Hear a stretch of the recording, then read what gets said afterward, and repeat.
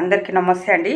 ఈరోజు నుంచి long video చేస్తున్నాను. యూటీఐ గురించి యూరిన్ ట్రాక్ ఇన్ఫెక్షన్ అంటే మనం ఈక్వల్ అయినటువంటి బ్యాక్టీరియా మనకి యూరిథ్రలో నుంచి బ్లాడర్ నుంచి యూరేటర్ నుంచి కిడ్నీలోకి ప్రవేశిస్తుంది.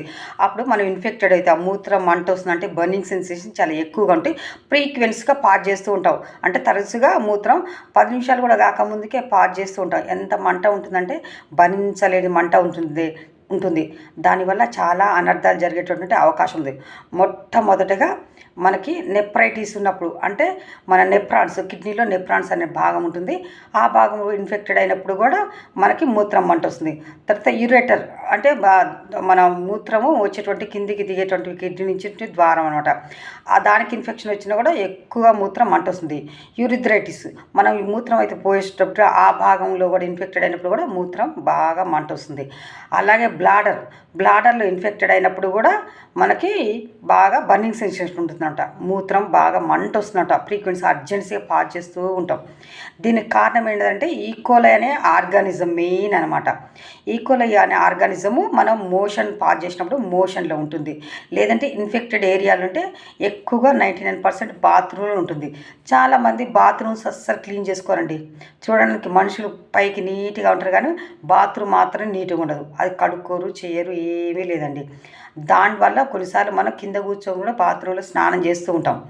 ఎప్పుడైతే ఇన్ఫెక్టెడ్ ఏరియాలో మనం స్నానం చేసినా, బాత్రూమ్ పోతున్నా, ఆ ఈకోలై అనే ఆర్గానిజం యూరిథ్రా ద్వారా లోపలికి ప్రవేశిస్తుంది. దాని ద్వారా ఎన్నో అనర్థాలు జరుగుతాయి. అంతేకాదు, మనకు డాక్టర్ గారికి మనం చూపించుకున్నప్పుడు యాంటీబయాటిక్ అని ఒక సిరప్ నీళ్ళలో కలుపుకొని తాగమని చెప్తూ ఉంటారు. సిట్రాల్కా సిరప్ అనేది, లేదంటే ఓఫ్లాక్సిన్ టాబ్లెట్స్ రాస్తూ ఉంటారు. కానీ మనం అవి కూడా వాడమండి. ఎందుకులే డబ్బులు దండగా అయితే వాడకపోయినప్పుడు మనకి ఇన్ఫెక్షన్ ఎక్కువై మనకి చాలా ఇబ్బందులు వస్తాయండి. దాని ద్వారా మన యూరిన్ కూడా కొన్నిసార్లు ఇన్ఫెక్షన్ ఎక్కువై స్మెల్ వస్తుంది, యూరిన్ కలర్ మారుతుంది, యూరిన్ కూడా చాలా థిక్గా వస్తుంది. తప్పనిసరిగా మీకు యూరిథ్రైటిస్ వచ్చినప్పుడు, ఆ ఇన్ఫెక్షన్ అక్కడ చేరినప్పుడు యాంటీబయాటిక్ తప్పనిసరిగా వాడాలి. యాంటీబయాటిక్ వాడకుండా తప్పనిసరిగా ఆ ఇన్ఫెక్షన్ అనేది తగ్గదు. చాలామంది వాటర్ తాగితే తగ్గిద్ది అంటారు, కానీ అసలు తగ్గదండి. ఇంకో విషయం ఏంటంటే, ఈ టాబ్లెట్స్ మనం వాడినప్పుడు ప్లెంటీ ఆఫ్ వాటర్, అంటే చాలా ఎక్కువగా మనం నీళ్ళు తీసుకోవాలండి. ఎన్ని తీసుకోవాలంటే 3.5 నుంచి 4 నుంచి 5 లీటర్లు తీసుకున్నా పర్లేదండి. ఎక్కువగా మనం వాటర్ తీసుకున్నప్పుడు మనం మందు తీసుకుంటున్నాం కదండి మన యూటీఐకి, అప్పుడు మూత్రం ద్వారా ఆ మందు ఏమైనా ఎక్స్ట్రా ఉంటే విసర్జించబడుతుంది.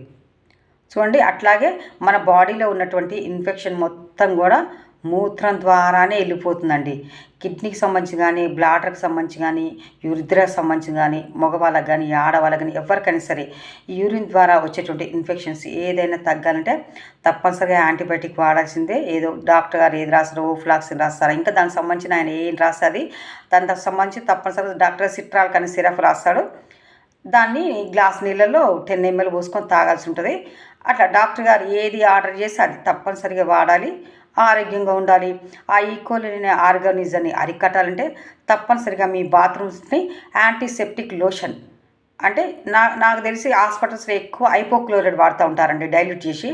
అన్నిటికంటే బెస్ట్ యాంటీసెప్టిక్ లోషన్ ఏంటంటే హైపోక్లోరైడ్. ఎందుకంటే నేను కూడా హాస్పిటల్లో చేస్తాను నర్సింగ్ కాబట్టి, దానివల్ల బ్యాక్టీరియా చాలా వరకు అరికట్టపడుతుంది. పెద్ద రేట్ ఏముండదండి, ఒక 5 లీటర్స్కి ఒక 300-400 ఉంటుండొచ్చు, నాకు కూడా తెలీదు. దాన్ని కొనుక్కొచ్చుకుంటే 1 సంవత్సరం వస్తుందండి. మనం ఇల్లు తుడుచుకోవాలన్నా, బాత్రూమ్ శుభ్రంగా కడిగిన తర్వాత ఒక 10 ml 1 లీటర్ నీళ్ళలో కలిపి మనం బాత్రూంలో మొత్తం చల్లాలండి. అప్పుడు ఆ ఈకోలై ఆర్గానిజం ఏదైతే ఉంటుందో బ్యాక్టీరియా, అది చనిపోయి మనం ఇంత ఆరోగ్యంగా ఉంటాము. మన యూటీఐ ప్రాబ్లమ్ని అరికట్టవచ్చు, ఈకోలై ఆర్గానిజం చంపేయవచ్చు. Thank you. Please like, share, subscribe my channel.